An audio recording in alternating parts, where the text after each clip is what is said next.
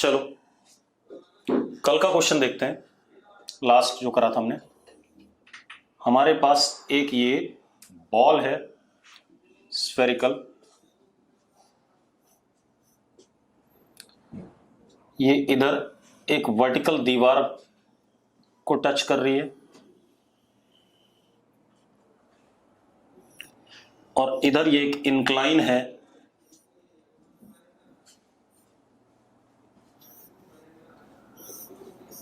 which is at an angle 30 degree with the ground। ऐसा कुछ था, ठीक है। अब मुझसे क्या कहा गया, mass of ball is 50 kg, शायद ऐसे ही था। मुझसे कहा गया कितने फोर्स से, हाँ बेटा हो गया था, कुछ लोग डाउट बोल रहे हैं तो मैं दोबारा बता देता हूं। कितने फोर्स से ये बॉल इंक्लाइन को दबा रही है, normal contact force by ball on incline या normal contact force by ball on क्या कहते हैं, वर्टिकल बॉल। तो सबसे पहले इस पे mg फोर्स नीचे लगेगा,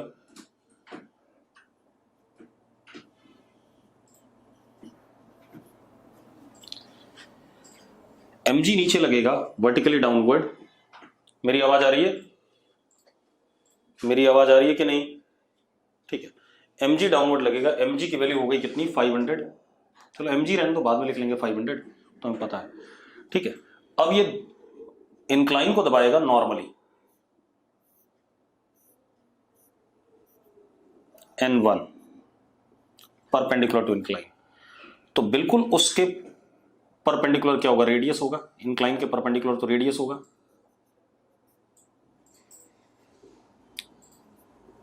ये एक्शन हुआ इंक्लाइन पे, तो उसका ये क्या हो गया, रिएक्शन हो गया।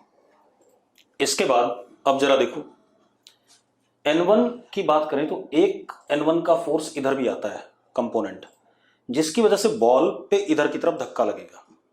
बॉल पे इधर की तरफ जब धक्का लगेगा तो वो बॉल दीवार को बाहर की तरफ पुश कर रही होगी, बाहर की तरफ पुश कर रही होगी, तो दीवार पे एक एक्शन लग गया n2, तो उतना ही दीवार ने बॉल पे रिएक्शन लगा दिया n2। ठीक है, अब क्या कहानी है, क्योंकि बॉल रेस्ट पे है, therefore mg vector plus n1 vector plus n2 vector का सम क्या होना चाहिए, 0 होना चाहिए। ठीक है, ये सम 0 होना चाहिए। ठीक, अब एक काम और करते हैं बेटा, जरा ध्यान से देखना। अगर मैं इसको ऐसे नीचे प्रोड्यूस करूं तो ग्राउंड पे 90 डिग्री पे वर्टिकली हिट करेगा। अगर ये 90 पे हिट करेगा तो ये 60 होगा, ये 60 होगा, ये 90 है, तो ये कितना हो गया, 30 हो गया। तो ये एंगल भी 30 हो गया। किसी को दिक्कत है इसमें? दिक्कत है तो लिखो क्लियर नहीं है। ये एंगल क्लियर है सबको? चलो अब देखो भाई, अब इन तीनों का वेक्टर सम 0 है, तो मैं कंपोनेंट अप्रोच लगाता हूं। ऊपर की तरफ y एक्सिस पॉजिटिव और ऐसे हॉरिजॉन्टल x एक्सिस, तो नीचे mg है विच इज 500। n1 के दो कंपोनेंट, एक इधर की तरफ n1 cos 30 √3/2 और एक इधर n1 sin 30 n1/2 और इधर क्या, n2। अब अगर ये रेस्ट पे है तो ऊपर वाला फोर्स बराबर नीचे वाला, तो ऊपर वाला फोर्स कितना, n1 √3/2 इज इक्वल टू 500, तो n1 इज 1000/√3। अब n2 इज n1/2, तो n2 इज n1/2, आगे वाला फोर्स बराबर पीछे वाला, तो n2 इज 500/√3। हो गया भाई, हो गया, हो गया तो यस लिखो फटाफट। ठीक है, अब क्या कहानी है,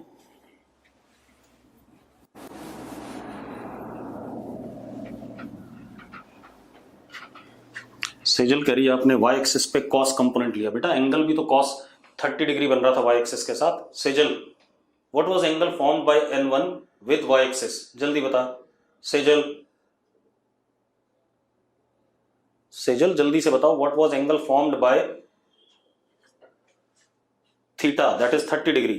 तो अगर किसी वेक्टर का प्रोजेक्शन लेना है किसी दूसरे के ऊपर, ये n1 वेक्टर है, इसके ऊपर लेना है, ये एंगल थीटा है, तो यहां से परपेंडिकुलर ड्रॉप करेंगे तो n1 cos थीटा आएगा कि नहीं आएगा? तो मैंने यही तो करा यार सेजल। अब सुनो भाई, इतनी बात हो गई। अब हम क्या बात करते हैं, अब हम आ जाते हैं किस पे, न्यूटन्स थर्ड लॉ के और बातों पे। मैंने आपको 2-3 बातें बता दी न्यूटन्स थर्ड लॉ के बारे में, कि न्यूटन्स थर्ड लॉ में 2 डिफरेंट बॉडीज पे एक्शन और रिएक्शन फोर्स लगता है, और दोनों एक्शन और रिएक्शन डिफरेंट बॉडीज पे हैं, मैग्नीट्यूड में इक्वल हैं और डायरेक्शन में अपोजिट है। इतनी बात मैंने बताई। अब फिर मैंने बताया normal contact force. Normal contact force एक इलेक्ट्रोमैग्नेटिक फोर्स है, क्योंकि देखो ये सरफेस है, फिर से बता देता हूं, ये सरफेस है, एटम्स और मॉलिक्यूल्स की वजह से बना हुआ है, ये एटम्स और मॉलिक्यूल्स है। जब तक इसके ऊपर कुछ नहीं है सरफेस के ऊपर, तब तक एटम्स एंड मॉलिक्यूल्स, रिदम बता रहा हूं देख, मैंने अभी खत्म नहीं किया है, मैं पहले आपके डाउट्स क्लियर कर दूं फिर मैं बताऊंगा, कुछ लिखने की जरूरत नहीं है। Atoms and molecules are arranged as such. जब हम इसको किसी चीज के, इसके ऊपर कोई चीज रखेंगे, कोई दूसरा चीज रखा, तो होगा क्या, एटम्स और मॉलिक्यूल्स के बीच में सेपरेशन कम होगा। जब सेपरेशन कम होगा तो ये वापस अपनी ओरिजिनल पोजीशन को रीगेन करने के लिए क्या करेगा, पुश करेगा। तो उस पुश की वजह से इस पे क्या लगेगा, रिएक्शन। क्या लगेगा भाई, एक्शन या रिएक्शन। इसीलिए हम इसको क्या कहते हैं, क्या कहते हैं भाई, इलेक्ट्रोमैग्नेटिक फोर्स। ठीक है, तो ये तो बात हो गई। और सरफेस के हमेशा क्या लगेगा, नॉर्मल लगेगा। सरफेस के क्या लगेगा, नॉर्मल। अब दूसरी चीज, अगर एक बॉडी ये है मास m1 और एक बॉडी ये है मास m2, r दूरी पे, बेटा आप ध्यान सुनना, r डिस्टेंस पे, ये बॉडी इस पे फोर्स लगाएगी, फोर्स ऑन 2/1 अट्रैक्ट करेगी इसे, और force on 2 due to 1 is g m2 m1 upon r square. होगा कि नहीं होगा। अब ये बॉडी इस पे फोर्स लगाएगी, this is force on 1 due to 2, force on 1 due to 2 is also in magnitude g m1 m2 upon r square. दोनों बराबर हैं या नहीं, दोनों फोर्सेस बराबर हैं या नहीं, पहले बता दो मुझे, दोनों फोर्सेस बराबर हैं या नहीं है, मैग्नीट्यूड में बराबर हैं, 2 डिफरेंट बॉडीज पे लग रहे हैं। किस पे लग रहे हैं, 2 डिफरेंट बॉडीज पे लग रहे हैं, बहुत बढ़िया, 2 डिफरेंट बॉडी पे लग रहे हैं। दूसरी चीज अपोजिट डायरेक्शन में है, दूसरी चीज क्या है, अपोजिट डायरेक्शन में है। तो कहने का मतलब क्या हो गया, न्यूटन्स थर्ड लॉ की सारी कंडीशंस को ओबे कर रहे हैं या नहीं कर रहे हैं, ये बता दो मुझे। अगर फोर्सेस 2 डिफरेंट बॉडी पे लगते हैं, अपोजिट डायरेक्शन में लगते हैं और इक्वल मैग्नीट्यूड के होते हैं, तो न्यूटन्स थर्ड लॉ की बात को ओबे कर रहे हैं।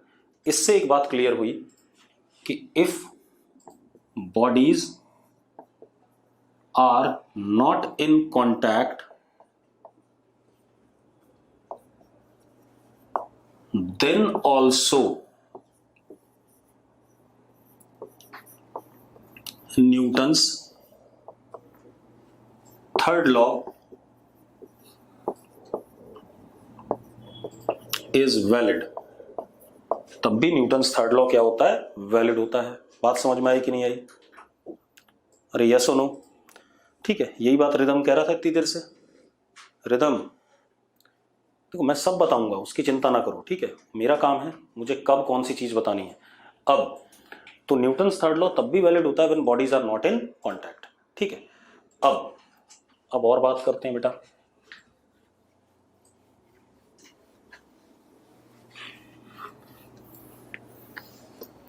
अब हम थोड़ा सा डिफरेंट टाइप के क्या कहते हैं और फ्री बॉडी डायग्राम लेते हैं, स्ट्रिंग की बात करते हैं। ठीक है, स्ट्रिंग। अब क्या कहानी है, अब स्ट्रिंग पे आते हैं। स्ट्रिंग मतलब धागा। स्ट्रिंग क्या होता है? धागा होता है भाई। ठीक है, सिंपल नॉर्मल धागा जो आपने देखा है उसी को स्ट्रिंग कह रहा हूं। अब मेरी बात सुनो, ठीक है। स्ट्रिंग हम जो पढ़ेंगे इस चैप्टर में आइडियल स्ट्रिंग पढ़ेंगे।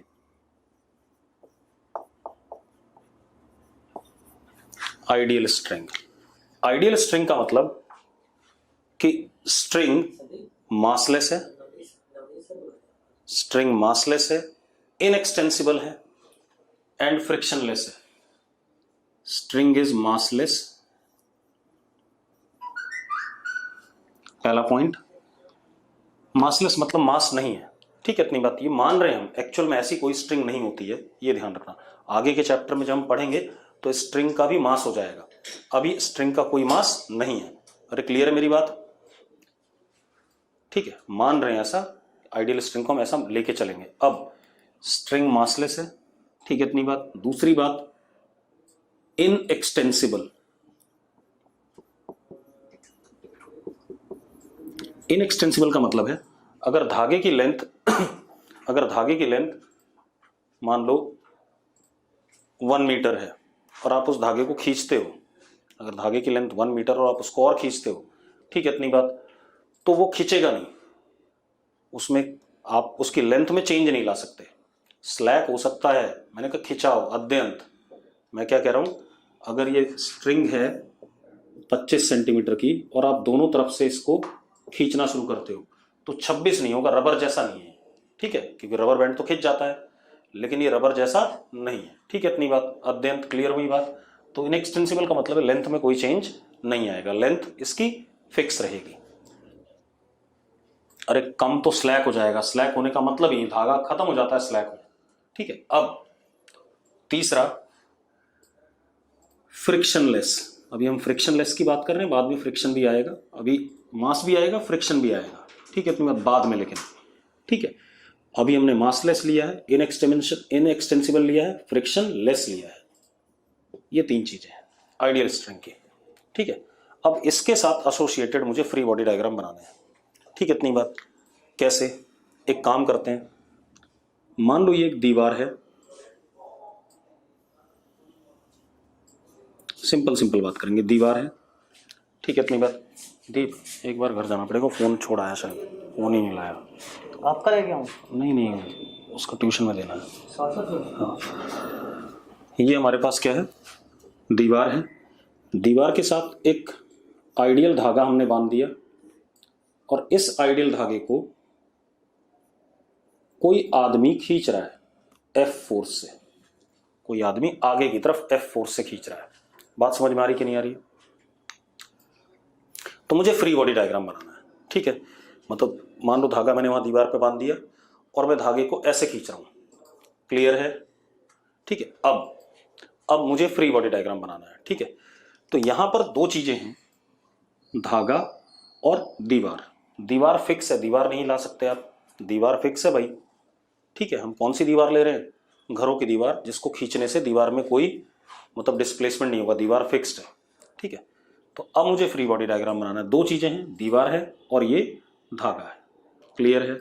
अब मेरी बात सुनो, तो मैं इनको सेपरेट कर देता हूं, थोड़ा सा मैंने सेपरेट कर दिया।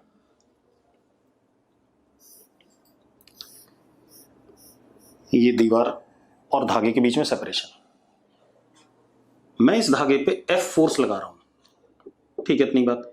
जब मैं इस पे एफ इधर लगाऊंगा, ध्यान सुनना, तो धागा टाइट होगा या नहीं होगा पहले बताओ, क्योंकि धागा इधर बंधा हुआ है, धागा टाइट होगा कि नहीं होगा? होगा, कसेगा धागा, खिंचाव आएगा उसमें। तो अपोजिट डायरेक्शन में, क्योंकि धागा, देखो आप ऐसे देखो, पहले ऐसे समझ लो, हम अलग अलग नहीं करते हैं, पहले ऐसे मान लो, आपने जब ये एफ लगाया तो धागा टाइट होगा या नहीं होगा? धागा टाइट होगा या नहीं बेटा, जल्दी बताओ? होगा। और दीवार चल नहीं रही है तो ये धागा भी नहीं चलेगा, अनलेस एंड अनटिल धागा टूट ना जाए। टूट जाएगा तो आप धागे को लेकर आगे चले जाओगे, लेकिन हम अभी कोई भी ऐसी कंडीशन नहीं ले रहे हैं जिसमें धागा टूटेगा, ठीक है, इतनी बात, धागे की स्ट्रेंथ बहुत है, टूटने वाला नहीं है। तो मैंने जब F फोर्स लगाया तो धागे में खिंचाव आएगा, खिंचाव आएगा तो आपको ऐसा लगेगा कि आप, क्योंकि धागा रेस्ट पे है, धागा किस पे है, रेस्ट पे, धागे पे फोर्स के अपोजिट डायरेक्शन में क्या लग रहा है, फोर्स लग रहा है। फोर्स के अपोजिट डायरेक्शन में क्या लग रहा है, फोर्स। ऐसा लगता है कि नहीं लगता है? आप अभी एक काम करो, कोई भी चीज हो उसको ऐसे करके धागे को खींचो तो आपको लगेगा आपके हाथ पे अंदर की तरफ फोर्स लग रहा है। ठीक है, जिया कह रही मतलब क्या है इसका? लड़की एक काम कर, कोई भी तार वार बंधी हो तेरे घर में कहीं पर भी, उस तार को जरा खींचना और उसमें खिंचाव आने दे, टाइट हो जाने दे उसको, तो तुझे ऐसा लगेगा तू भी खींच रही है और तेरे हाथ को अंदर की तरफ रस्सी भी खींच रही है। ऐसा लगेगा या नहीं लगेगा? जिया, जिया या सुनो?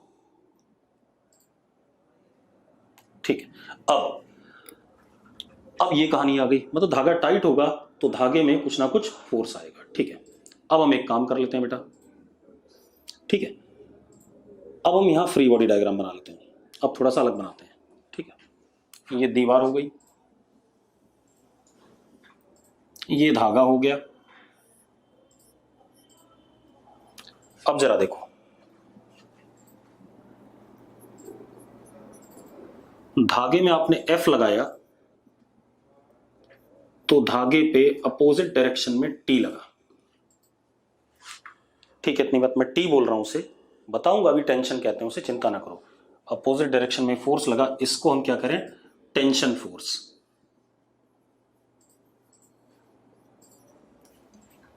ठीक है, अब एक बात और, जब आप धागे को F फोर्स से खींच रहे हो तो आप दीवार को भी तो खींच रहे हो कि नहीं खींच रहे हो? पहले बताओ मुझे, दीवार को खींच रहे हो कि नहीं खींच रहे हो, पहले बता दो। तो दीवार पे भी अगर ये एक्शन है तो दीवार पे ये रिएक्शन लगेगा कि नहीं लगेगा? T यहां पे लगेगा या नहीं, पहले बताओ। तो एक T हो गया एक्शन, धागे पे लग रहा है, और एक T क्या हो गया, रिएक्शन, दीवार पे लग रहा है। दोनों बराबर मैग्नीट्यूड के, अपोजिट डायरेक्शन में और डिफरेंट बॉडीज पे। ठीक है, अब मुस्कान को समझ नहीं आया। ठीक है, मुस्कान और तरीके से बता रहा हूं, परेशान ना हो, बहुत तरीके हैं। ठीक है, चलो ऐसे नहीं समझ आया तो ऐसे समझते, रुको। हाँ, कुछ लोगों को क्लियर नहीं हो रहा है, आ रहा हूं। मैंने क्या करा, एक छत से, एक आइडियल धागे से एक ब्लॉक लटका दिया। एक छत से, तो पंखे लटके होते हैं रॉड से, रॉड को मैं धागे की बना देता हूं, आइडियल धागे की। क्या लटका दिया, एक ब्लॉक लटका दिया। ठीक है, इतनी बात तो समझ में आ रही है? ऐसे लटक सकता है कुछ? समझ में आ रही कि नहीं? जल्दी बताओ बेटा, जल्दी बोलो। ठीक है, अब जरा देखो, अगर हमने ऐसा कर दिया, अब यहां पर तीन चीजें हैं, ब्लॉक है, आइडियल धागा है और छत है, तीन चीजें हैं। ठीक है, तीनों को सेपरेट कर लेते हैं, छत, धागा और ब्लॉक। ठीक है, ब्लॉक को अर्थ अपनी तरफ खींच रहा होगा mg से, खींच रहा होगा कि नहीं? खींच रहा होगा बेटा कि नहीं, पहले बताओ। अब अगर सिर्फ यही फोर्स है ब्लॉक पे mg, तो ब्लॉक तो नीचे गिर जाएगा, गिर जाएगा कि नहीं गिर जाएगा, पहले बताओ। अरे गिर जाएगा। इसका मतलब ब्लॉक क्योंकि अटका हुआ है, लटक रहा है, तो ब्लॉक को रोकने के लिए कोई ना कोई फोर्स होना चाहिए, यहां पर होना चाहिए कि नहीं होना चाहिए, जल्दी बताओ। वो कौन लगा रहा है? वो T कह रहा हूं उस फोर्स को मैं, and that is T is due to string on block. कौन लगा रहा है? स्ट्रिंग लगा रहा है, किसके ऊपर? ब्लॉक के ऊपर। तो अगर ये एक्शन हो गया तो उतना ही यहां पर क्या आएगा, रिएक्शन आएगा कि नहीं आएगा? आएगा कि नहीं आएगा, पहले बताओ। ठीक है, ये एक्शन हो गया ब्लॉक पे, तो उतना ही धागे पे क्या, रिएक्शन। अब रुक जाओ एक मिनट, दूसरी चीज, अब अगर यहां पे T लग रहा है नीचे, मेरी बात ध्यान सुनो, अगर इस धागे पे T लग रहा है तो धागा गिर जाएगा, गिरेगा कि नहीं गिरेगा बेटा, पहले बता दो मुझे, क्योंकि धागे पे नीचे फोर्स है। इसका मतलब धागे पे ऊपर कोई ना कोई फोर्स लगना चाहिए, उसको मैंने टी नॉट कह दिया फॉर द टाइम बिंग। अब धागा अगर नीचे नहीं गिर रहा है तो नीचे वाला फोर्स धागे पे बराबर ऊपर वाला फोर्स, तो ये क्या हो गया, T naught is equal to T itself. हाँ या ना? अरे यस और नो? अब जरा देखो, ये जो धागे पे टी लगा वो किसने लगाया, छत ने लगाया, धागे को ऊपर खींच रहा है एक्शन, तो उतना ही छत पे क्या लगेगा, रिएक्शन। हाँ या ना? ठीक है भाई। अब मेरी बात सुनो, दोबारा से सुन लो एक बार। ब्लॉक पे फोर्स लग रहा है mg, जिसकी वजह से ब्लॉक नीचे जाना चाहेगा, लेकिन ब्लॉक लटका हुआ है। अगर ब्लॉक लटका हुआ है तो ऊपर भी कोई ना कोई फोर्स होना चाहिए, वो कौन लगाएगा, धागे के सपोर्ट से लटका हुआ है, तो धागे ने ब्लॉक पे ऊपर लगाया टी एक्शन, तो उतना ही धागे पे क्या लग गया, रिएक्शन। अब दूसरी चीज, ये धागा भी तो नीचे गिर सकता था अगर सिर्फ टी होता, तो इसका मतलब धागा नीचे नहीं गिर रहा है, तो जितना फोर्स धागे पे नीचे लग रहा है उतना ही फोर्स ऊपर लगेगा कि नहीं लगेगा, पहले बता दो मुझे, यस और नो,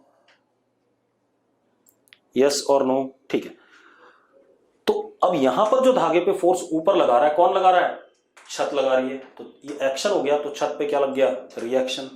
अब अगर हम ध्यान से देखें तो ब्लॉक अगर रेस्ट पे है तो टी बराबर हो गया mg, हो गया कि नहीं हो गया, ऊपर वाला फोर्स बराबर नीचे वाला, यस और नो, यस और नो, जल्दी बताओ। अब एक चीज और, अगर आइडियल धागा रेस्ट पे था, यहां पर एक चीज और कंक्लूड कर सकते हैं, अगर आइडियल धागा रेस्ट पे है तो टेंशन पूरे धागे में हर जगह क्या है, सेम है। टेंशन हर जगह पूरे धागे में क्या है, सेम है। दिख रहा है कि नहीं दिख रहा है, टी नॉट की वैल्यू भी टी के बराबर आई। ठीक है, तो मैं क्या कह सकता हूं, इफ, क्योंकि मैं आइडियल धागा पढ़ रहा हूं तो मैं लिखूंगा नहीं आइडियल, हमेशा ही आइडियल है ही। इफ स्ट्रिंग, अपने आप मान लेना कि आइडियल है क्योंकि इस चैप्टर में आइडियल ही पढ़ रहे हैं। If string is at rest then tension force throughout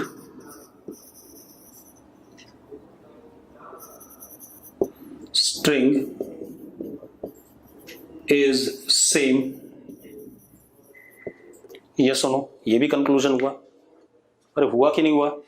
अब एक चीज और है बेटा, हम इतना बड़ा सा डायग्राम बनाएंगे तो हम सवाल कब करेंगे, समय खराब होगा हमारा।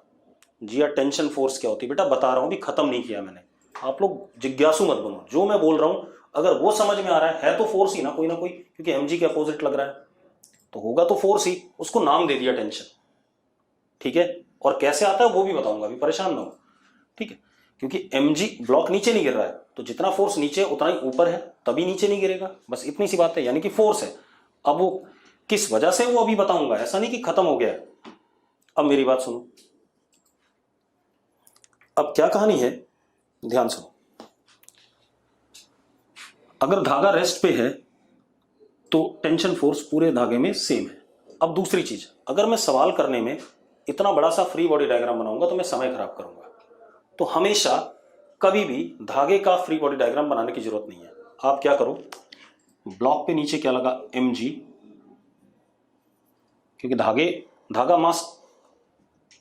धागा क्या है, मासलेस है, धागा मासलेस है तो उसका फ्री बॉडी डायग्राम बनाने का कोई मतलब नहीं है। अब तो हम क्या करते हैं, नीचे mg लगाते हैं। ठीक है, यहां पे टेंशन क्या आ गया, t, किसने लगाया, धागे ने लगाया, किस पे, ब्लॉक पे।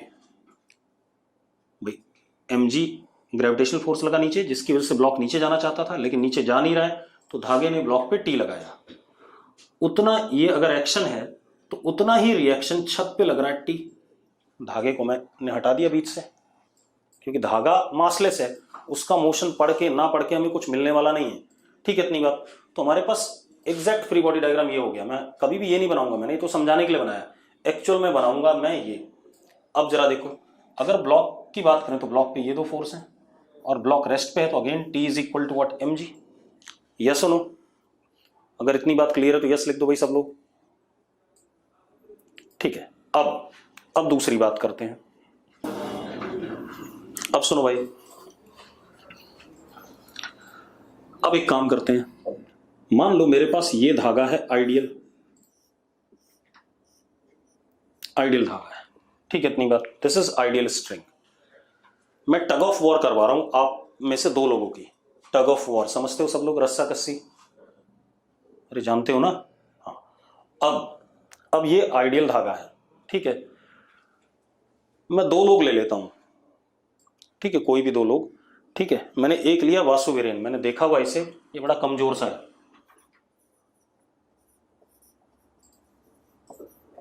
और एक ऐसा बताओ जो बिल्कुल ही 100-125 किलो का हो तुम में से, तो जिसका वजन मयंक कह रहा है उसका है भाई, किंशुक का भी है, पारस भी है, हल्क टाइप का, हाँ ऐसे ही चाहिए मुझे।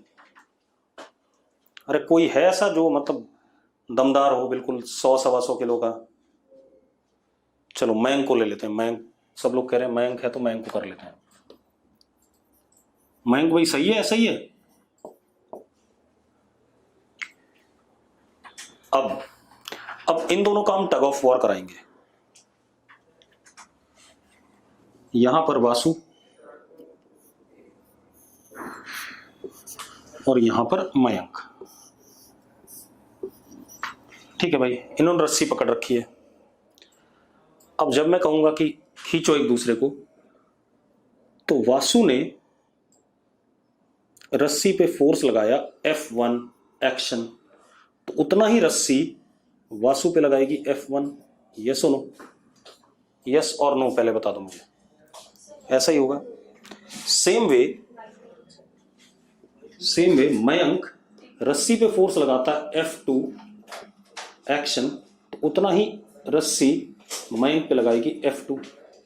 पक्का पक्का भाई, हाँ या ना? चलो पक्का मान लेते हैं, ठीक है, कोई दिक्कत नहीं है। अब साइज देख के पता चल रहा है कि F2 is greater than F1, पता चल रहा है कि नहीं पता चल रहा है? F2 is greater than F1, तो कौन जीतेगा? रस्सी किधर की तरफ जाएगी? इधर की तरफ जाएगी। यस और नो? रस्सी का मोशन किधर की तरफ होने लगेगा? इधर की तरफ, ठीक है। अब मजेदार बात देखो, रस्सी को चलाने वाला कौन? फोर्स F2, रोकने वाला कौन? F1। F2 minus F1 is equal to mass of string into acceleration of string. Yes और नो जल्दी बताओ, ऐसा लिखेंगे कि नहीं लिखेंगे? कीर्ति कह रही है नहीं लिखेंगे। कीर्ति क्यों, क्या दिक्कत आ गई भाई? कीर्ति जल्दी बताओ, कीर्ति क्या प्रॉब्लम आ रही है? मुस्कान सर कैसे? कीर्ति मैंने बताया था net force is equal to mass into acceleration, बताया था Newton second law. Total force vector sum सारे फोर्सेस का बराबर होता है मास इनटू एक्सेलरेशन, पढ़ाया था कि नहीं पढ़ाया था? तो अगर मैं सिर्फ फ्री बॉडी डायग्राम में धागे को लेता हूं तो धागे पे दो फोर्स लग रहे हैं, F2 इधर लग रहा है, F1 इधर लग रहा है। कौन सा फोर्स बड़ा है? मैंने कहा F2 बड़ा है। F2 बड़ा है तो इधर लग रहा है F2 मान लो 50 न्यूटन और उधर लग रहा है 10 न्यूटन, तो टोटल इधर कितना लगा? 40 लगा कि नहीं लगा? ठीक है, तो F2 minus F1 is net force is equal to mass of string into acceleration. अब मजेदार बात देखो, एक मिनट भाई, mass of string is 0, mass of string is what? Ideal string है भाई, मास ऑफ स्ट्रिंग इज 0। अब मास ऑफ स्ट्रिंग अगर 0 हो गया तो F2 माइनस F1 क्या आ गया? 0 आ गया। आ गया, यानी कि F2 is equal to F1। इसका मतलब, हाँ ये क्या हुआ, अजीबोगरीब बात हो गई, अभी बता रहा हूं। अब इसका मतलब क्या आया कि भाई अगर आइडियल धागा है और वो चल रहा है तो भी टेंशन पूरे धागे में थ्रू आउट क्या होगा? सेम होगा। इफ स्ट्रिंग इज आइडियल, पहले तो जो कंक्लूजन पहला आया उसको लिख लेते हैं, फिर बताता हूं कैसे टग ऑफ वॉर में हार जीत होती है। If string is ideal then tension force in string is same at every in every situation, चाहे स्ट्रिंग चले चाहे रेस्ट पे रहे। योगेश तुझे कैसे पता कि मयंक ज्यादा फोर्स लगाएगा? मैंने तो कहा, मैंने मान लिया F2 बड़ा है साइज देख के, लेकिन बाद में ये दिखाई पड़ा कि भैया F2 माइनस F1 तो जीरो आ गया। मैथमेटिकली तो ये आ रहा है MS जीरो है या नहीं? तो अब बता रहा हूं खेल क्या है। इसका मतलब ये भी F फोर्स लगा रहा है, ये भी F लगा रहा है, ये भी F लगा रहा है, ये भी F लगा रहा है। हो गया कि नहीं हो गया? अब देखो एक मिनट, देखो size does not matter in tug of war. अब टग ऑफ वॉर पे आते हैं। रुक जाओ, मैंने कब कहा कि अब मूव कर रहा है? मूव भी नहीं कर रहा है। देखो अब जरा देखो,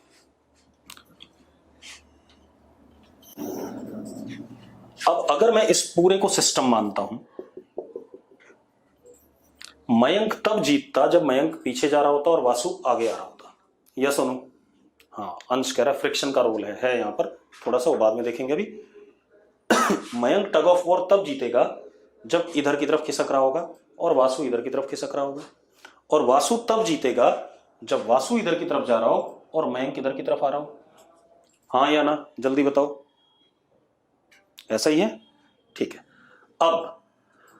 अब एक चीज देखो, तो इनमें से टग ऑफ वॉर जीतने के लिए, क्योंकि अगर ये सिर्फ बैल बुद्धि लगाते हैं, बैल बुद्धि मतलब सिर्फ ताकत के भरोसे रहते हैं, तो दिख रहा है भाई ये कितना भी जोर लगा ले, धागे में टेंशन क्या हो जाएगा? हमेशा सेम हो जाएगा, क्योंकि आइडियल धागा है।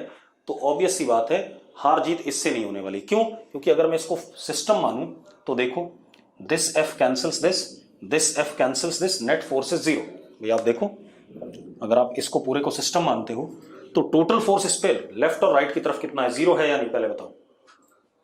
अगर धागे को, मयंक और वासु को सिस्टम मान लो तो टोटल फोर्स जीरो है या नहीं है? तो ये चल पाएगा क्या? ना लेफ्ट की तरफ जाएगा ना राइट की तरफ जाएगा।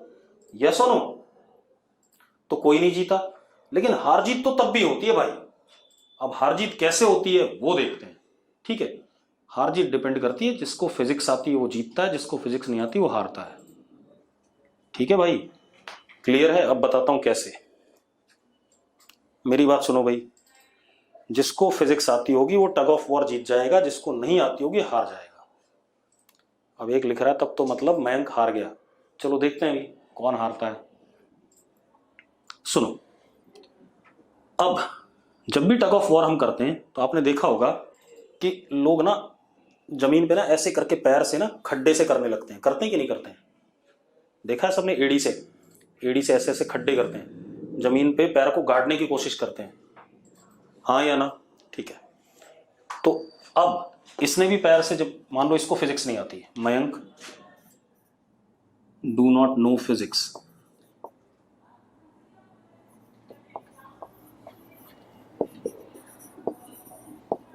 तो मयंक तो सिर्फ बैल बुद्धि से चलेगा। ठीक है। अब देखो भाई, अब क्या कहानी है। अब वासु क्या करता है? पैर से ऐसे ऐसे खड्डा करके अपने पैर को जमीन पे टिका देता है। ठीक है, जमीन पे टिका देता है, और वो क्या करता है? जमीन को पैर से आगे की तरफ धक्का देता है। कितने फोर्स से? FV से। आप जब भी होता है ना तो आप थोड़ा सा बॉडी को पीछे करके ऐसे धक्का देते हो, पैर से देते हो कि नहीं देते हो जमीन को? अरे जमीन पे पैर गाड़ के ऐसे धक्का देते हैं कि नहीं देते हैं? तो FV, जमीन पे वासु ने एक्शन लगाया तो उतना ही वासु पे क्या लगा? रिएक्शन। ठीक है, हो गया भाई। अब देखो, मयंक तो सिर्फ, वासु धागे पे जोर ना लगाए, धागे पे जोर लगा के आप कभी भी नहीं जीतोगे। मतलब मैं आपको सही बात बताऊं, धागे पे अगर आप जोर लगा रहे हो तो आप टग ऑफ वॉर नहीं जीतोगे। आपने क्या करा? जमीन पे पैर से आगे की तरफ जमीन को पुश करा, एक्शन। तो उतना ही जमीन ने आपके पैर पे पीछे की तरफ क्या दिया? रिएक्शन दिया। ठीक है भाई? अरे क्लियर है बात? तो यस लिखो। हाँ, थोड़ा टेढ़ा होना पड़ेगा। ठीक है, अब थोड़ा टेढ़ा होके दोगे तो और ज्यादा लगेगा फोर्स। अब क्या कहानी है, अब मयंक तो बैल बुद्धि पे था, बैल बुद्धि मतलब ये तो सिर्फ धागे पे जोर लगा रहा था। वासु को फिजिक्स आती थी, उसने धागे को सिर्फ होल्ड कर रखा है, वो धागे पे कोई ड्रामा नहीं कर रहा है। अब क्या कहानी है, अब अगर मैं सिस्टम को देखूं इन वासु का, धागे का और मयंक का, तो जरा देखो लेफ्ट साइड में फोर्स आ रही है कि नहीं आ रही है, एफ वी आ रहा है कि नहीं आ रहा है। इन सब फोर्सेस का कोई लेना देना नहीं है। कौन सा फोर्स आ रहा है लेफ्ट में, एफ वी आ रहा है सिस्टम पे, जिसकी वजह से वासु लेफ्ट की तरफ निकल लेगा। वासु की फोर्स को छोड़ो, सिस्टम देख लो पूरा, सिस्टम देखो, this cancels with this cancels with this. Net force जो इस पूरे सिस्टम पे लग रहा है किधर की तरफ लग रहा है, F V which is left. हाँ या ना, हाँ या ना। अब बताओ जरा कौन जीतेगा रस्साकस्सी, कौन जीतेगा, वासु जीत गया भाई। तो अब मेरी बात ध्यान सुनो, मैंने क्या कहा कि टग ऑफ वॉर में आपको यह देखना है कि आप रस्सी को सिर्फ होल्ड करो, रस्सी पे जोर नहीं लगाना है। आपने क्या करना है, जमीन को आगे की तरफ धक्का देना है पैर से, ठीक है, इतनी बात। अगर मास काफी ज्यादा हुआ अपोजिट साइड का भाई, तो वो उतनी तेजी से आगे भी आएंगे, चिंता ना कर। अगर वो देख, बुद्धि जो लगाएगा वही जीतेगा, ठीक है, जिसने अकल लगाई वो जीत जाएगा। मैंने मास मयंक का बहुत ज्यादा था, मैंने कहा 125 किलो का है, वासु 40-50 किलो का है, कौन जीता बता जरा भाई, अरे कौन जीता इस डायग्राम में, वासु जीत गया। तो थोड़ा फिजिक्स तो लगानी पड़ेगी, ठीक। अब हमने क्या क्या चीजें सीखी, पहले मेरी बात ध्यान सुनो। हमने एक चीज तो ये सीखी कि आइडियल स्ट्रिंग में टेंशन, अब दोनों को फिजिक्स आती हो भाई, तब भी जिसको थोड़ा सा ज्यादा फिजिक्स आती होगी वो जीतेगा, ये भी बता दूं मैं आपको। फिजिक्स आने के बाद भी दोनों में से जिसको ज्यादा आती होगी वो जीतेगा। जब आप बॉडी को पीछे लीन करते हो ना आगे पुश करने के लिए, जब बॉडी को क्या कहते हैं, ऐसे जब रस्सी से खींचते हैं बॉडी को पीछे लीन करते हैं, तो जब वो लीन करते हैं तो वहां पर भी एंगल का खेल आता है भाई, ठीक है। दोनों को बराबर आती है तो कोई नहीं हारेगा जीतेगा यार, निपटे रहेंगे, ठीक है, क्यों परेशान हो। अब देखो भाई, वो बाद में बात करेंगे कितने एंगल पे होने पे फोर्स ज्यादा लगेगा ग्राउंड पे, तो अपने आप पता चल जाएगा। अब देखो भाई, अब इसके बाद हमने क्या क्या चीजें सीखी। हमने सीखा अगर धागा आइडियल है, ठीक है, इतनी बात, तो उसमें टेंशन थ्रू आउट धागे में सेम होता है। अगर धागा आइडियल है तो उसमें टेंशन थ्रू आउट धागे में सेम होता है, चाहे कोई भी सिचुएशन हो, ठीक है। अब और डायग्राम बना लेते हैं, एक दो फ्री बॉडी डायग्राम धागे के।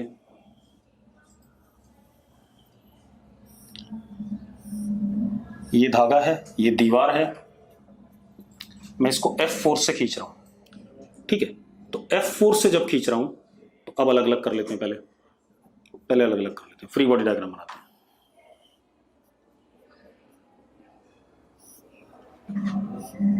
इस पे F लगा तो धागा क्योंकि आगे नहीं जा रहा है तो पीछे की तरफ धागे पे टेंशन आएगा T, और धागा क्योंकि आगे नहीं जा रहा है, बांधा हुआ है, तो T is equal to, Kapil ji video pause हो गया, वीडियो पॉज तो नहीं है भाई, नहीं है, ठीक है। अब आगे वाला फोर्स क्योंकि धागा रेस्ट पे है, ठीक है, इस पे टेंशन T लगा पीछे, एक्शन तो उतना ही दीवार पे क्या लगा, रिएक्शन, ठीक है। अब जरा देखो आगे वाला फोर्स बराबर क्या हो जाएगा, पीछे वाला फोर्स, क्योंकि धागा किस पे, रेस्ट पे है, तो F is equal to what, T।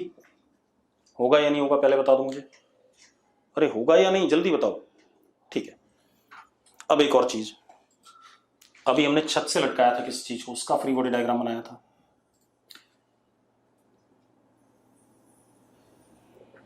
ये ब्लॉक है छत से लटका हुआ, ध्यान से देखना। अब मैं तीनों चीज अलग अलग नहीं करूंगा। ब्लॉक पे नीचे mg, ब्लॉक को रोकने के लिए धागे ने ऊपर की तरफ टेंशन फोर्स लगाया T, एक्शन तो उतना ही टेंशन फोर्स किस पे लग गया, छत पे लग गया कि नहीं लग गया, रिएक्शन। तो ब्लॉक पे लगने वाला फोर्स यही दोनों हैं, और T बराबर mg। ध्यान सुनना, वासु और मयंक की टग ऑफ वॉर देखें।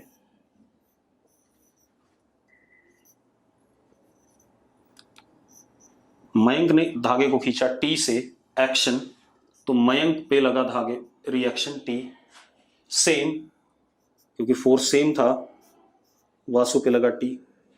यस और नो? यस और नो जरा देखो भाई, ऐसा ही बना कि नहीं बना है? अब एक बात बताओ, धागा जिस भी केस में दो बॉडीज से कनेक्टेड है, Mayank Vasu, block and ceiling, ठीक है, जिन भी दो चीजों से कनेक्टेड है उन दोनों को पुल कर रहा है कि नहीं कर रहा है? पहले बताओ, उन दोनों को पुल कर रहा है कि नहीं अपनी तरफ, अंदर की तरफ?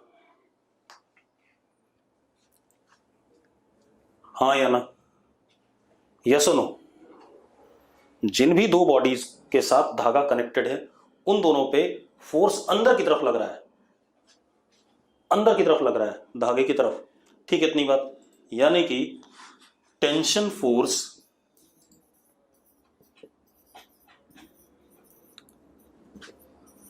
एक्ट्स अलोंग स्ट्रिंग, पहले तो धागे के अलोंग लग रहा है, tension force acts along string and always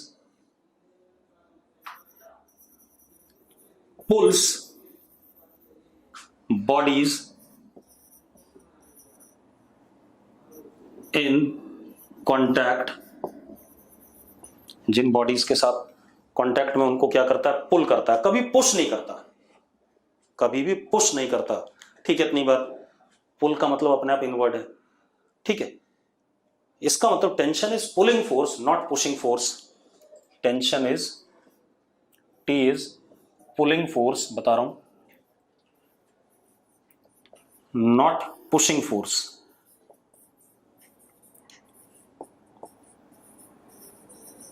पहले मतलब समझो इसका क्या है, tension is pulling force not pushing force. इसका मतलब यह है कि आप एक काम करो, दरवाजे के कुंडे में धागा बांधो और धागे को खींचो तो दरवाजा बंद हो जाता है कि नहीं हो जाता? दरवाजे के कुंडे में धागा बांधो और उस धागे को खींचो, दरवाजा बंद होगा कि नहीं होगा बेटा? होगा। अब एक काम करो, उसी धागे को धक्का दे करके क्या दरवाजा खोल पाओगे? नहीं खोल पाओगे ना। तो धागे से आप किसी चीज को पुश नहीं कर सकते, बस क्या कर सकते हो? पुल कर सकते हो। इसीलिए मैंने क्या कहा, tension is pulling force not pushing force, और धागे के अलोंग लगता है। क्लियर है? दूसरी चीज, tension is also electromagnetic force. Tension is, मैंने उस दिन भी कहा था, मैंने कहा था जो कुछ आप पढ़ोगे सारे के सारे 11th क्लास में फोर्सेस कैसे होंगे? इलेक्ट्रोमैग्नेटिक नेचर के होंगे। तो tension is also electromagnetic force. अब कैसे सर? मतलब नॉर्मल कॉन्टैक्ट फोर्स सिर्फ पुश कर सकता है? बिल्कुल भाई साहब, नॉर्मल कॉन्टैक्ट फोर्स पुश कर सकता था, ठीक है? इतनी बात, पुल नहीं कर सकता था। और टेंशन क्या कर रहा है? पुल कर रहा है, ना कि पुश कर सकता है। ये कभी पुश नहीं कर सकता, पुल कर सकता है, ठीक है? अब आ जाए हम किस पे, tension is electromagnetic in nature, बता रहा हूं।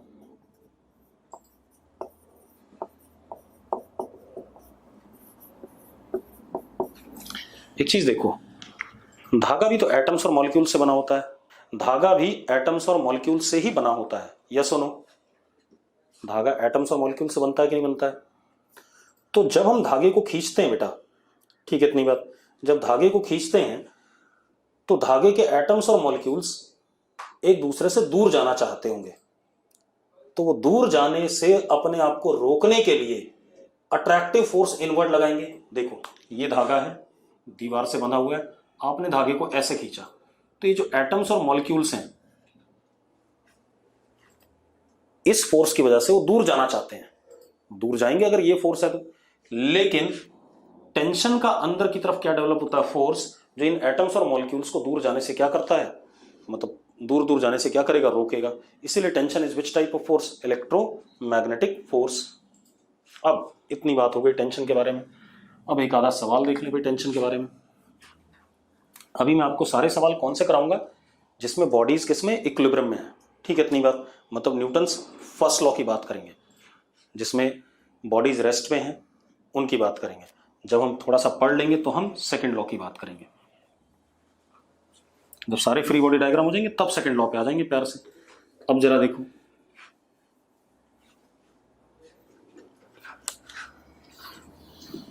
मैंने क्या करा,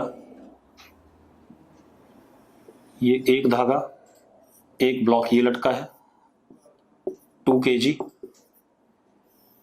ये दूसरा धागा, नीचे एक और ब्लॉक लटका है 2 kg, ये स्ट्रिंग सेकंड, ये स्ट्रिंग 1। मुझे टेंशन, और चुपचाप से लटका हुआ है, मुझे टेंशन चाहिए दोनों स्ट्रिंग्स में, मुझे टेंशन चाहिए दोनों स्ट्रिंग्स में। तो फ्री बॉडी डायग्राम बनाते हैं। और जब भी ऐसे वर्टिकल लटकने वाला सिस्टम हो तो आप नीचे से स्टार्ट करेंगे। तो इस पे mg लगेगा, दैट इज 20 लगेगा भाई। अब ये जो धागा है ये इसको नीचे गिरने से रोकेगा, तो इस पे टेंशन आ गया T2 एक्शन। तो उतना ही दूसरे वाले ब्लॉक पे क्या आएगा, T2 रिएक्शन, क्योंकि दोनों बॉडीज जहां पर ये धागा कनेक्टेड होगा उन दोनों पे क्या लगेगा, पुलिंग फोर्स। देखो इस वाले ब्लॉक को पुल कर रहा है, इस वाले ब्लॉक को पुल कर रहा है, क्लियर है। तो T2 एंड T2, ठीक है। अब आ जाओ इस पे क्या लगेगा नीचे 20। अब ये ब्लॉक ना गिरे उसके लिए ऊपर वाला धागा टेंशन लगाएगा T1 एक्शन, तो छत पे लगा T1 रिएक्शन। अब ये दोनों फोर्स किस पे लग रहे हैं, नीचे वाले ब्लॉक पे। ये तीनों किस पे लग रहे हैं, इस वाले ब्लॉक पे। अब ये रेस्ट पे है तो ऊपर वाला फोर्स बराबर नीचे वाला, तो T2 इज इक्वल टू 20। और ये रेस्ट पे है तो ऊपर वाला फोर्स बराबर नीचे वाला, तो T1 is equal to 20 plus T2, तो T1 is equal to 40। Yes और नो? किसी को डाउट हो तो बोल दो भाई। क्लियर है सबको? क्लियर है बेटा? ठीक है। तो ये बात हो गई किसके बारे में, टेंशन के बारे में। और भी क्वेश्चन है, अभी करेंगे धीरे धीरे, ठीक है। अब आते हैं किसके बारे में बात करते हैं, पुली। पुली समझते हो, पुली क्या होता है? पुली क्या होता है, एक डिस्क या सिलेंडर, मतलब ये मेरा मार्कर जो है पुली है, इसके ऊपर अगर मैं ऐसे करके कुछ लटका दूं, देखो ये धागा मान लेते हैं, ऐसे लटका दिया मैंने, तो ये पुली हो गया ना। मेरा मार्कर क्या हो गया, पुली हो गया कि नहीं हो गया। मैंने ये ऐसे सिलेंडर था, ठीक है, इतनी बात। इसके ऊपर मैंने ये कोई चीज़ लटका दी ऐसे, ये पुली हो गया। अब मैं इधर से खींचता हूँ तो ऐसे आएगा कि नहीं आएगा, इधर से खींचता हूँ तो ऐसे जाएगा कि नहीं जाएगा, क्लियर है। हाँ, जो कुएं में होता है उसी को पुली कहते हैं। मतलब कोई भी सिलेंड्रिकल अरेंजमेंट पुली हो सकता है, या डिस्क, ठीक है, इतनी बात, वो पुली होता है। तो पुली इज सिलेंड्रिकल और डिस्क शेप्ड, सिलेंड्रिकल और डिस्क शेप्ड, ठीक है, इतनी बात।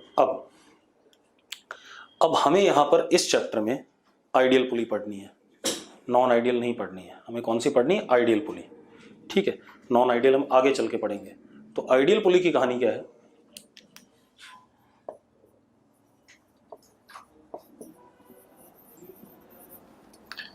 Massless, frictionless and not rotating.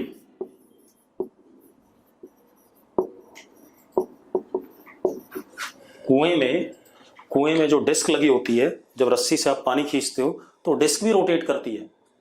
मैं कह रहा हूं बगैर रोटेट करने वाली।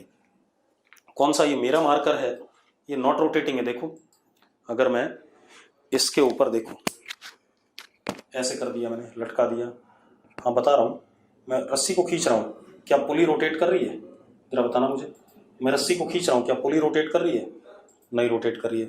मतलब क्या हो गया, जैसे पेड़ पे आप झूला डाल देते हो, पेड़ पे आपने, ये पेड़ की टहनी है और आपने ऐसे करके रस्सी डाल दी, ठीक है, एक बंदा इधर रस्सी को पकड़ के लटक गया, एक इधर लटक गया, तो क्या पेड़ की टहनी घूमेगी? हाँ, ये नीचे जाएगा तो ये ऊपर जाएगा, लेकिन पेड़ की टहनी नहीं घूमेगी। यस और नो? तो ऐसी पुली की बात कर रहा हूं। आइडियल पुली में पुली नॉट रोटेटिंग होती है, पुली का मास हमने 0 लेना, और पुली और रस्सी के बीच में कोई फ्रिक्शन नहीं है, ठीक है, इतनी बात क्लियर है। ये आइडियल पुली की कंडीशन है। बाकी हम कल बात करेंगे पुली के बारे में, ठीक है, इतनी बात आज नहीं करेंगे।